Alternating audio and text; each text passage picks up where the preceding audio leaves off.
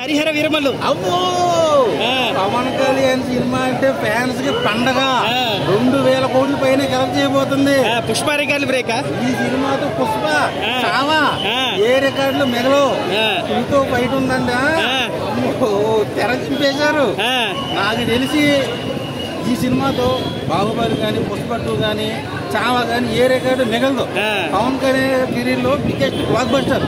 2000 కోట్ల పైన వస్తుంది. ఫైట్ ఎలా చేశాడు, చంపేశాడు. హరిహర వీరమల్లు పార్కింగ్ కలిసి 100 కోట్లు వస్తుంది.